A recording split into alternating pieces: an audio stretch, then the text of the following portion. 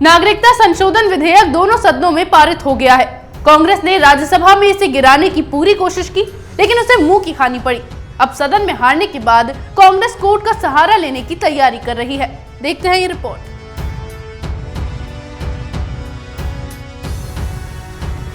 नागरिकता संशोधन विधेयक का रास्ता साफ हो गया है। पहले लोकसभा में इसे पारित किया गया और फिर राज्यसभा से भी पास हो गया। मोदी सरकार के पास राज्यसभा में बहुमत नहीं थी, लेकिन उसे विश्वास था कि राज्यसभा में जरूर बहुमत मिल जाएगी, और हुआ भी यही।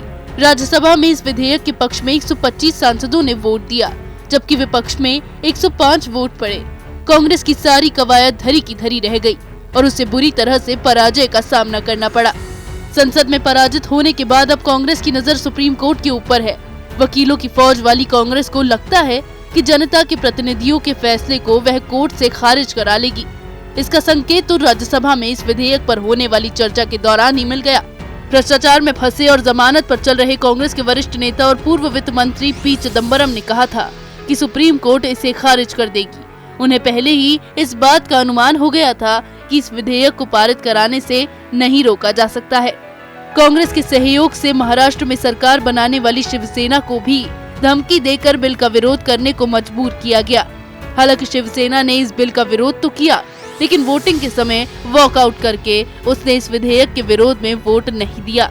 जब कांग्रेस की सारी कोशिशें नाकाम हो गयी तो उसे लग रहा है कि अब कोर्ट में इसके खिलाफ जाना चाहिए। राज्यसभा में इसे पारित किए जाने के बाद कांग्रेस के नेताओं ने सुप्रीम कोर्ट जाने की बात कही है।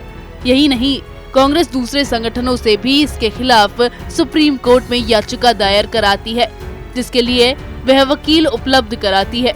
उसे मामले को लटकाने की आदत हो गई है। हर मामले को सुप्रीम कोर्ट के दरवाजे पर ले जाकर उसे लंबे समय तक खींचने की कांग्रेस की नीति बहुत पुरानी है।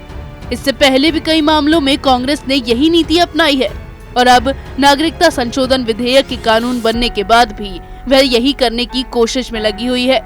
दरअसल कांग्रेस एक खास तरीके की राजनीति करती आई है। मुसलमानों को डराकर उसे वोट देने के लिए मजबूर करती रही है, लेकिन अब स्थितियां बदल गई हैं। कांग्रेस की इस राजनीति का भांडाफोड़ हो चुका है, जिसके कारण देश पर सबसे अधिक समय तक शासन करने वाली पार्टी की स्थिति क्षेत्रीय पार्टियों की तरह हो गई है। उसे विपक्ष का दर्जा मिलना भी मुश्किल हो गया है, लेकिन अब भी कांग्रेस इस बात को स्वीकार नहीं कर रही है कि उसे अपनी पुरानी राजनीति को बदलना चाहिए। जब संसद में कांग्रेस के हाथ कुछ नहीं आया, तो अब वो सुप्रीम कोर्ट से उम्मीद लगाए बैठी है। शायद इसीलिए कांग्रेस ने अपनी पार्टी में वकीलों की फौज खड़ी कर रखी है कि संसद को कमजोर किया जा सके। इसी तरह की खबरें मैं आपके लिए लाती रहूंगी। तब तक के लिए बने रहिए हमारे साथ।